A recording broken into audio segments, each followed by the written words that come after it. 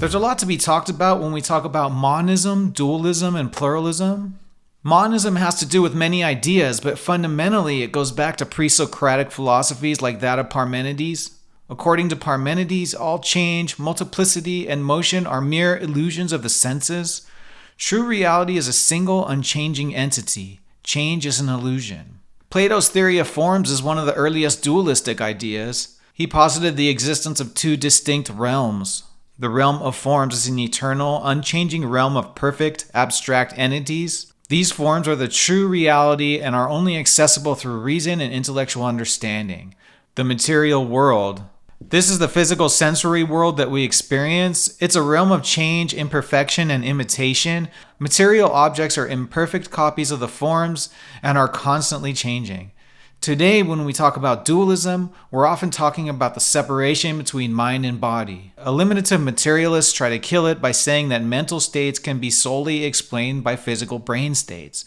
I'm actually with the eliminative materialists to make sure physical reality is the starting point when evidence is available. Saying I have many conditions of something is often like saying there's no real thing there. For instance, if we agree existence encompasses a plurality of diverse modes of being such as physical, mental, abstract, moral, ideal, and spiritual, and I say I have all these different modes of being, I've basically diluted the notion of being to nothing. The more conditions you add as different modes of being, the more meaningless the notion of being becomes. What is being? Everything. What's everything? Not nothing. It's basically circular. It's for this reason that I get behind existence as physical, and I'm effectively a presentist. I back eliminative materialism as the Occam's razor of science to philosophy, but not to the level of eliminative materialist religion or basically scientism. Philosophy will always have its place at some level.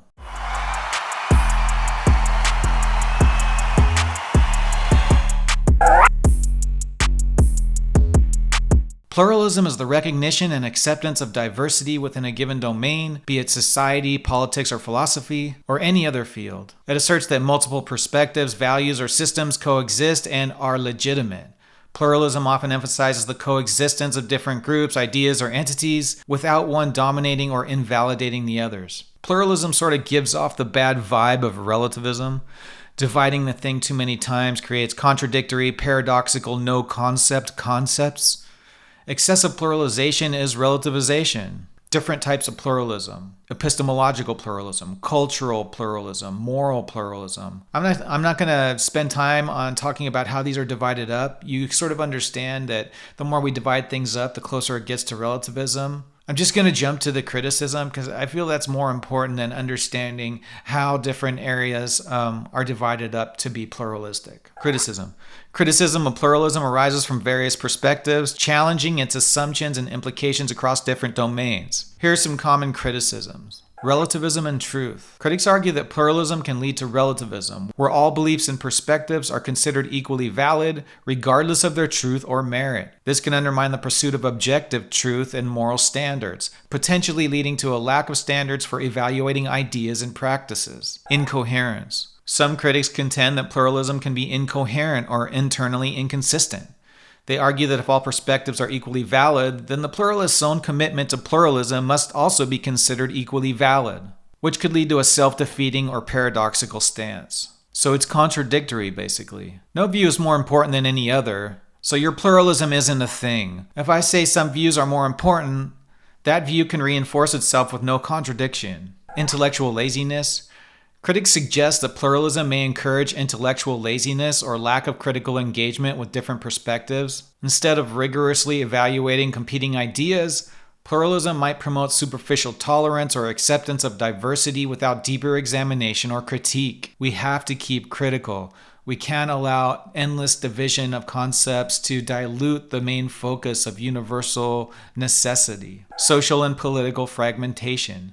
In the realm of political and social theory, critics argue that pluralism can lead to social fragmentation and lack of common values or goals. Without shared principles or a unifying framework, societies may struggle to address common challenges or achieve collective action. Power dynamics. Critics from a sociological perspective argue that pluralism can mask power imbalances and inequalities within society. It may obscure dominant ideologies or structures that perpetuate oppression or marginalization of certain groups, thereby hindering efforts for social justice and equity. This is exactly White Lives Matter, people. While what you're saying is true, it's just not the time to say it. Lack of coherence in governance. In political pluralism, critics argue that having multiple competing interests and parties can lead to gridlock or lack of effective governance. Decision-making processes may become overly complex or compromised, reducing the ability to address pressing issues efficiently. I was going to go over pair-consistent logic, but I think that idea deserves its own video. I think notions like pluralism, when it becomes an agent's primary principle, it muddles clarity when clarity is available. Somebody with excellent focus will understand when the truth is complex and interconnected. They'd be less likely to reduce a complex situation to something simple. But a pluralist is more likely to create complexity and contrived relativism when it's not necessary, just to prevent anything that resembles certainty or singularity. Letting reality be what it is what an objective agent should always strive for.